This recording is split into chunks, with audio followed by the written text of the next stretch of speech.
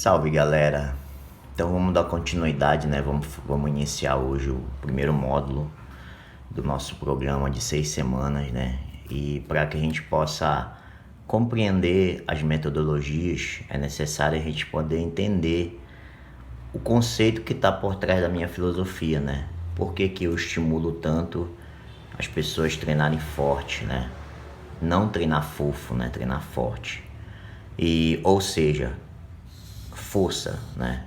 Desenvolver a força. E aí você olha, né? Aqui a gente tem uma representação de um bíceps, né? De um lado eu tenho uma estrutura, né? Você vê que tá bem juntinho, né? Tá mais denso, né? Daqui a pouco a gente vai falar a respeito disso aqui, que são as fibras musculares, né? E de outro lado você vê que eles já não estão tão juntos, né? É justamente sobre esse ponto que eu quero colocar para vocês, né? Que a gente tem dentro da musculação, né? Claro que existem outras formas de estimular a hipertrofia, mas esses aqui, eles são de forma os mais conhecidos, né? No universo do bodybuilder, do treinamento físico, entendeu? Então, aonde eu vou abordar o que é a hipertrofia miofibrilar e o que é a hipertrofia do sarcoplasma, tá beleza? Assim, dessa forma, você vai entender os mecanismos que envolvem o meu treinamento. Vamos dar uma continuidade. Primeiro assim, a gente tem que entender a fisiologia do músculo, né? Então o músculo, ele tem tendões ao redor, né? Os tendões estão ligados aos ossos e eles são tecidos, né? Dentro dos músculos você tem mitocôndrias, você tem a captação de nutrientes, enfim.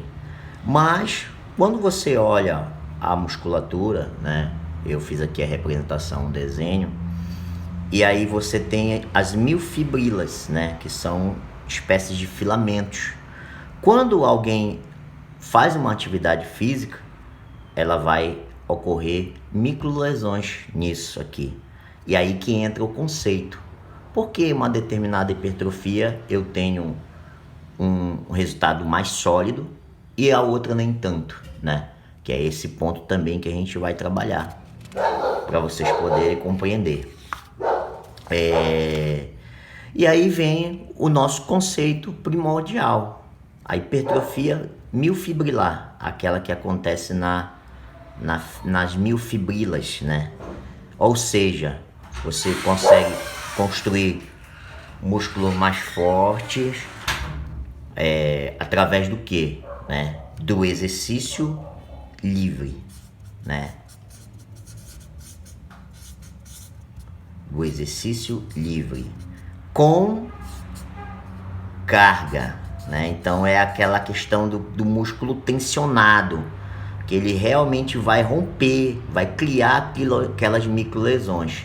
Automaticamente a musculatura ela vai se recuperar e isso aqui já vai gerar uma certa densidade, ou seja, ela vai aumentar o calibre das fibras, né? Ela vai multiplicar a quantidade de fibras e isso vai fazer com que isso fique mais forte.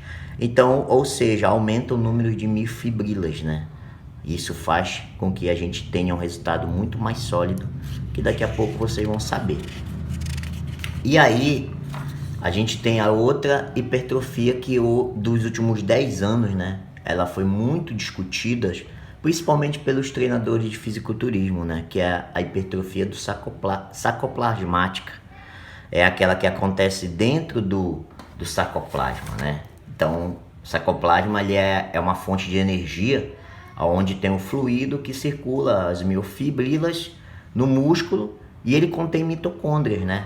Que aumenta a energia, as mioglobinas, o glicogênio, a creatina, os minerais e a água, né? Então eu fiz uma representação aqui dentro, né?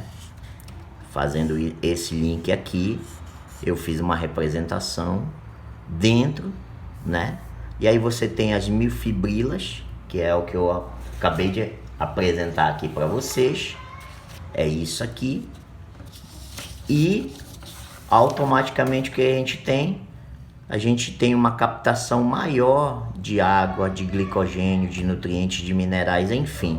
Então é aquela hipertrofia que gera o famoso músculo inflado, entendeu? O famoso pump, porque ele consegue empurrar muito mais nutrientes para dentro da célula muscular. Ou seja, você tem uma captação maior de fluidos, né? E isso vai gerar o quê? Um volume maior, tá beleza? Aí olha só, vai pegando a visão aí. Tô tentando ser de forma bem didática, logo que a gente vai tirar um momento para as dúvidas, né? Mas o que acontece? Aonde que a gente viu bastante esses conceitos ser apresentados? Nos métodos, né? FST7, SST, FST7, o Henry Hable, que foi treinador muito tempo do Free Reach, né? Que foi 7 vezes Mr. Olympia, né?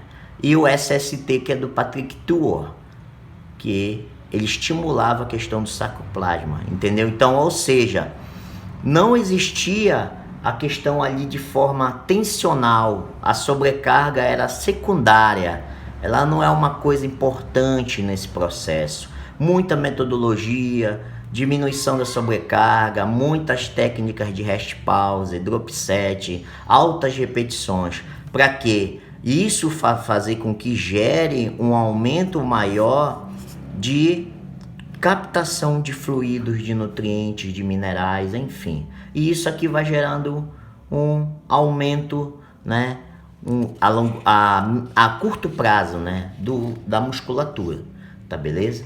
Mas aí a gente tem os pós, né, e contra, né, entendeu? Então assim, vê que eu representei aqui, ó, como eu falei para vocês que a miofibrila, à medida que você treina mais forte, você vai gerando as microlesões, e aí o corpo ele vai se recuperando, o organismo se recupera, e aí ele vai aumentando, vai juntando mais e vai gerando uma certa densidade, ou seja, a fibra ela fica mais forte, né?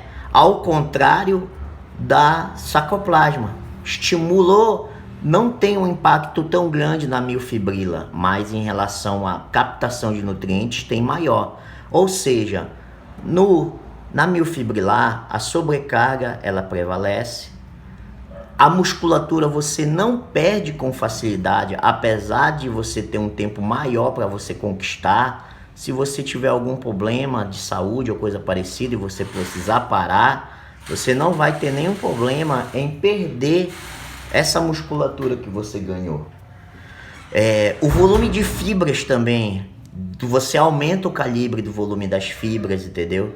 E para não ocorrer novamente, ou seja, cada lesão, microlesão que vai sendo causada, a musculatura ela vai ficando mais resistente, ela vai ficando mais forte. Por isso que você tem essa densidade justamente para ela se recuperar com mais facilidade dessas microlesões. Por isso que treinar forte, ele te dá esse princípio, ele te dá esse objetivo, né? Ao contrário, quando você só estimula o sarcoplasma. Por quê? O estímulo, ele tem através do treino, mas ele não exige tanto do treino.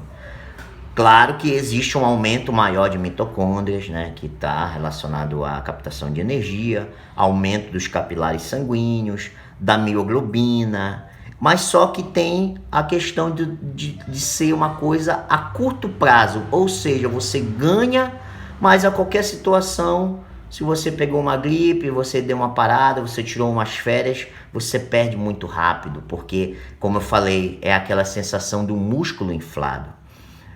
E você ganha volume, tá entendendo? Então, assim, se você observar, esse vai ser o nosso caminho. Eu vou passar as metodologias de treinamento, a base vai ser os exercícios livres com sobrecarga, para você aprender a treinar força, aprender a treinar RM, aprender a fazer os movimentos básicos como supino, agachamento e deadlift. E vai ter uns momentos que a gente vai fazer o trabalho com para estimular o sarcoplasma para captação melhor de nutrientes, ou seja, a gente vai fazer um mix nessa primeira semana para você poder entender que o resultado muitas das vezes não é você só chegar e dar o cacete no treino, mas é você fazer isso de forma inteligente, tá beleza? E aí que vem essa questão, né? Quando você vê o princípio da sobrecarga sendo explicado de forma científica. Claro que eu abordei aqui de uma forma bem didática, porque eu quero atingir vários públicos, né? É a mesma coisa se eu estivesse dando aula para um aluno do ensino médio ou um alunozinho do 5º ano, tu tá entendendo? Então a gente não pode ser muito técnico nesse sentido. E aí eu trouxe aqui uma história, né, de um atleta grego chamado Milos de Crotona, que existiu lá no século 6 a.C.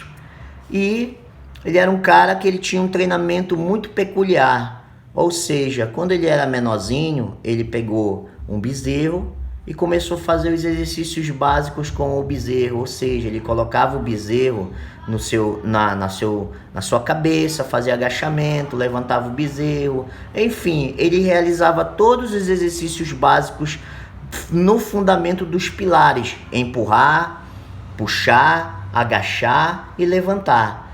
À medida que o bezerro ia ganhando peso, ele também ganhava peso. Entendeu? Então, assim, à medida que ele ganhava força, ele também ganhava o quê? Massa. E aí você vai vendo aqui uma escala que eu criei, ó. À medida que o tempo ele ia se exercitando e o touro, né, ia ganhando mais volume, ganhando mais peso, ele também ganhava força e ganhava massa muscular. Ou seja, ali nascia a musculação, com essa história desse atleta grego, entendeu? Então, se a gente hoje for pegar de fórmula bem assim, bem conceitual, a segunda lei de Newton, que é igual a força, a massa vezes a aceleração, se eu aumentar a minha força, eu aumento o quê? A minha massa, porque são grandezas diretamente proporcionais. Aqui eu não estou falando no conceito físico da coisa. Eu não gosto nem de abordar muito, porque o povo hoje é muito mimimi. As pessoas elas não procuram ver o óbvio. Ou seja, há quase 2000 anos atrás, um atleta grego já mostrava qual eram as bases. Então, esse vai ser o nosso caminho. Tá beleza, pessoal? Eu espero que vocês tenham gostado do vídeo, né? Isso aqui é um vídeo para a gente poder fundamentar a nossa leitura e você entender de fato por que o treino forte ele é importante, tá beleza? Espero que vocês tenham gostado. Tamo junto.